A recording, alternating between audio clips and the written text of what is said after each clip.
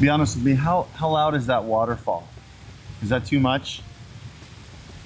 We're gonna give it a shot. Let's maybe move this in closer. Can I just say, I've noticed a shift in the streaming atmosphere since I started this channel like 3-4 years ago. Like, we started here on this channel when Twitch and gaming streaming wasn't quite mainstream yet. Like, nobody was signing multi-million-dollar deals. Ninja had not yet flossed all by himself in front of Times Square, which, like, let's be real, we should be able to simultaneously laugh at, but also recognize that that took some balls. Like, I respect it. The amount of people streaming on Twitch has gone from 3 million monthly streamers to 9 million, but I feel like the enthusiasm for streaming has, like, can we just say adjusted, maybe? I think in some ways it's a really good thing. I think people are starting to recognize the difficulty and effort that it takes to succeed, and people are starting to take the genre a little bit more seriously. Even though yesterday my cousin asked me how my job was. We don't need to get into that. But the questions I got this week on Twitter were a little bit more of the variance of what happens if your channel dies? When do I know if I need to quit? What are the top streamers' careers going to look like in 10 years? Are you starting to pick up the emotion that I'm feeling from these small streamers and how they feel? They're all good questions, and you might have a slightly different answer to them than I do. So let's talk about them. By the way, if you haven't seen it yet and you're looking for some high energy music to play behind your gaming or in your streams, we just collaborated with 100 Thieves releasing Hype Tracks. 100 Thieves Hype Tracks Volume 1 was just released a couple weeks ago. We got 90 tracks. I want to say it's about 3 hours of music, all high energy hip hop pop music. I've seen some really cool montages using this music on Twitter, and if it goes well in a montage, that's really all you need to know. So check it out, Streambeat's latest drop, 100 Thieves Hype Tracks, link in the description down below. I feel like it's getting windy again. The audio is gonna be terrible. Let's go inside.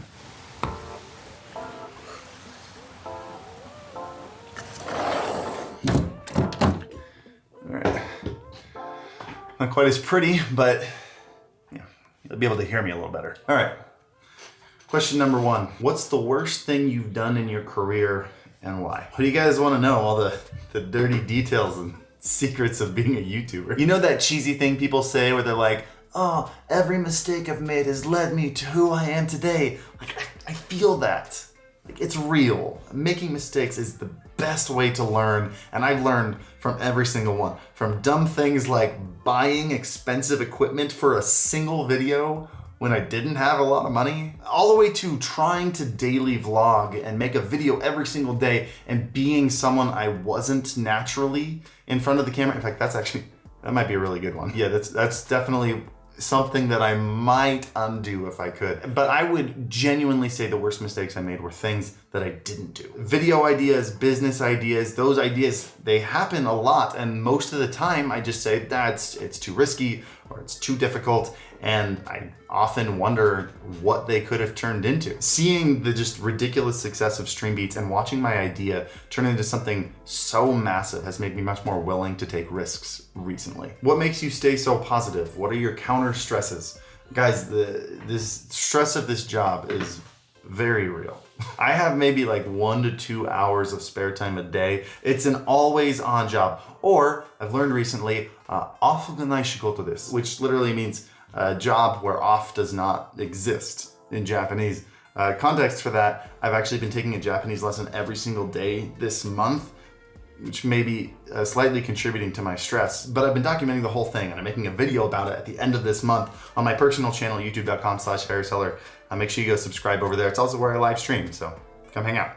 Link down below. But as someone who loves working so much, like I would gladly work myself to death, I highly recommend you cultivate something outside of work, whether it's a hobby or it's a relationship. I have put so much effort into my marriage. I've been married almost 8 years and we've had 3 different marriage counselors, which I highly recommend. It has helped us understand each other so well, and I can be at my stress limit, but the moment we lay down on the couch and we turn on My Hero Academia, subbed, obviously, it all goes away. Find an escape. You'll need it. Oh, better? I think. This one from Jad the Rad. Where do you see our favorite streamers being in 10 years? Well, first off, Let's not pretend I can see the future. Speaking of seeing, this is gonna be the last video of me with glasses on because I'm getting LASIK in 2 days, so wish me luck. Anyway, now I can't see the future, but patterns are real and social media's been around long enough that we can make some pretty good guesses. Twitch is a pretty unique platform where big creators, at least a lot of them, have been around since day one. Unlike YouTube, where every day new creators are being discovered and massive careers are dying, Twitch is a lot more predictable. I think there are two main reasons for this.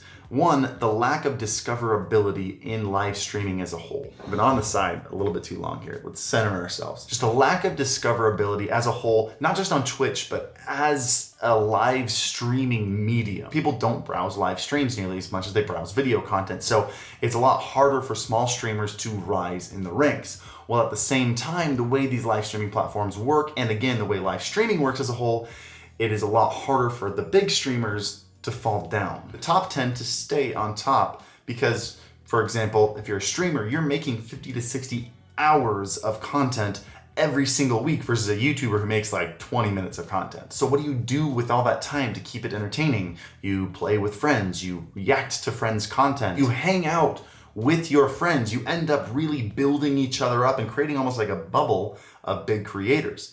We also have a tendency to like watching people who already have a lot of viewers. And that's not even just a live streaming thing. I know on YouTube, if I search a topic, I generally click on the video that has the most views. I trust it a little bit more. So a lot of it actually depends on what Twitch decides to change over the next 10 years. If they make a significant enough change to the platform that infrastructure falls apart. If they don't make that change, I think Twitch is gonna look very similar to the way it does today, and a lot of the big streamers will still be on top. If they do make that change, it's really gonna depend on which streamers are smart business people, who invested in ideas bigger than themselves, who was able to make their career last longer than their relevance. You see a lot of creators do stuff like that. I mean, YouTube is filled with a ton of channels that used to get millions of views, and nowadays, nobody knows who they are.